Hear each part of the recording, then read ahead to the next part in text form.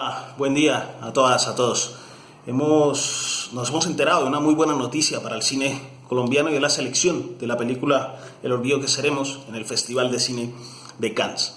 Sin duda es un éxito para los realizadores y los productores de esta película, porque desde 1990 ningún largometraje colombiano lograba ser seleccionado por este festival, que es sin duda alguna el mejor festival del mundo. Pues bien, si bien no hemos podido ver esta película, esta película se basa en el libro homónimo de Héctor Abad Faciolince, que es una historia preciosa, conmovedora, y que nos relata la historia de la relación de él con su padre y la historia de su padre, un médico, profesor universitario, defensor de derechos humanos, activista, soñador, trabajador por un mundo mejor, por una Colombia mejor, y que sin embargo en 1987 lo asesinan en Medellín. Pues bien, por un lado tenemos un éxito, el éxito de esta película, el éxito para su director, Fernando Trueba, español, el éxito para Héctor Abad Faciolince, el éxito del libro, y todo eso nos hace reflexionar frente al fracaso como nación. Y llegamos a la reflexión del fracaso como nación, ¿por qué? Porque lo que nos dice el libro de Héctor Abad Faciolince, publicado en el 2006 y que narra la historia de su padre hasta el día de su muerte en 1987, hasta el día del asesinato en 1987, quiere decir que hemos avanzado poco o casi nada como nación. Quiere decir eso mismo que ocurrió allí entonces a un médico destacado, de avanzada, que buscaba y soñaba la mejoría del país, lo asesinaron vilmente en la ciudad de Medellín por ser defensor de derechos humanos. Eso ocurre hoy en día, ocurre en la actualidad. Quisiera leer una parte aquí que nos dice Héctor Abad Faciolince sobre el día de la muerte de su padre. Dice: por la mañana, como suele suceder en este país de catástrofes diarias, muchas emisoras de radio querían hablar con algún miembro de la familia.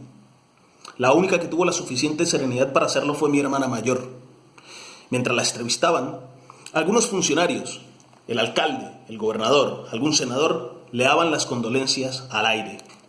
Después pusieron en directo también al arzobispo de Medellín, Monseñor Alfonso López Trujillo. Este le dijo a mi hermana cuánto lamentaba esta desgracia y le recomendó resignación cristiana. Mi hermana, que es muy católica, se lo agradeció en directo. Pero muy pocas horas más tarde, hacia las 10 de la mañana, de la iglesia de Santa Teresita, la parroquia de mi mamá y de mis hermanas, les hicieron saber con una llamada por teléfono que la misa de difuntos programada para las 3 no se podría realizar. El cardenal López Trujillo había hecho una llamada para prohibírselo explícitamente al párroco, en vista de que mi papá no era creyente y considerando que nunca iba a misa ni allí ni en ninguna parte. No tenía sentido, dijo el arzobispo, que le hiciera una ceremonia religiosa a alguien que se había declarado públicamente ateo y comunista. Esto en realidad no era cierto, pues en sus raras profesiones de fe, por contradictorio que pueda sonar, mi papá siempre se declaró cristiano en religión, marxista en economía y liberal en política. Cito esto, ¿por qué? Porque es lo que ocurre en la actualidad. Porque ante los medios de comunicación salen algunos, cuando les es inevitable referirse a los líderes sociales, lamentar la muerte de algunos, pero en realidad en lo privado hacen otra cosa. Se justifica y se incentiva el asesinato y la violencia política bajo categorías e ideología política. Eso ocurre hoy en día lastimosamente. Ocurre que tenemos una ministra que nombra en una oficina al hijo de un masacrador, de un sanguinario, de un narcoterrorista en la oficina de víctimas. Es lastimoso, pero hemos hasta cierto punto fracasado como nación.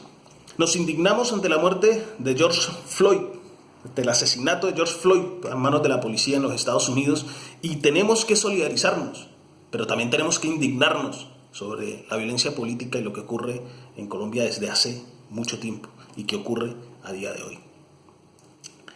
La nación, si bien existe varias formas de definirlo, podemos en términos generales hablar de tres aspectos que definen lo que es una nación. Por una parte, un pasado común aceptado, la otra, la voluntad de un presente, de vivir en el presente juntos, y finalmente una perspectiva de futuro. El pasado común en Colombia es un pasado de exclusión, de conflicto, de asesinato, de persecución, de violencia política. Sin embargo, ese pasado no lo reconocemos, no queremos aceptarlo. Y como no lo reconocemos y no lo aceptamos, no logramos superarlo. Y el presente es ese mismo presente, es un presente de asesinato, de exclusión, de represión, de conflicto, de desigualdad, de violencia política.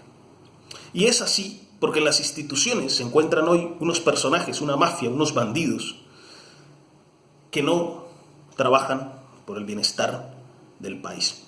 Y eso nos lleva a que no tenemos una perspectiva de futuro como nación. Así, la nación para nosotros se resume, es vacía y se resume en una camiseta y un partido de fútbol, y no en un concepto de nación maduro que debe respaldar lo que es una república democrática. Pues bien, quisiera resaltar aquí algunas cosas, porque en efecto hemos fracasado hasta cierto punto como nación, porque a día de hoy, en lo que va del 2020, más de 100 líderes asesinados han sido asesinados, más de 100 líderes sociales y defensores de derechos humanos han sido asesinados. Nos dice Héctor Abad Faciolince, citando a su padre, lo siguiente. Nos dice: en Colombia crecía de nuevo la epidemia cíclica de la violencia que había azotado al país desde tiempos inmemoriales. La misma violencia que había acabado con sus compañeros de bachillerato y que había llevado a la guerra civil a sus abuelos. Lo más nocivo para la salud de los humanos aquí no era ni el hambre, ni las diarreas, ni la malaria, ni los virus, ni las bacterias, ni el cáncer, ni las enfermedades respiratorias o cardiovasculares. El peor agente nocivo, el que más muertes ocasionaba entre los ciudadanos del país, eran los otros seres humanos. Y esta pestilencia, a mediados de los años 80, tenía la cara típica de la violencia política. El Estado, concretamente el ejército, ayudado por escuadrones de asesinos privados, los paramilitares, apoyados por los organismos de seguridad y a veces también por la policía, estaban exterminando a los opositores políticos de izquierda para, entre comillas, salvar al país de la amenaza comunista, según ellos decían. Esto ocurre en la actualidad. Sin embargo, creo que esta realidad va a cambiar y debe cambiar. Creo que en las próximas elecciones no habrá ñeñe política, no habrá dineros del narcotráfico, no habrá presión y no habrá nada que logre detener estas ganas de cambio que tiene la población colombiana. Quisiera terminar con una cuestión que nos planteaba unas palabras de Héctor Abad Gómez citadas por su hijo, que dice: la rebeldía yo no la quiero perder. Nunca he sido un arrodillado, no me he arrodillado sino ante mis rosas, y no me he ensuciado las manos sino con la tierra de mi jardín. Hemos fracasado como nación, sí, hasta el día de hoy. Pero eso no quiere decir que tengamos que seguir fracasando. Es esto. Un fuerte abrazo a todas y todos.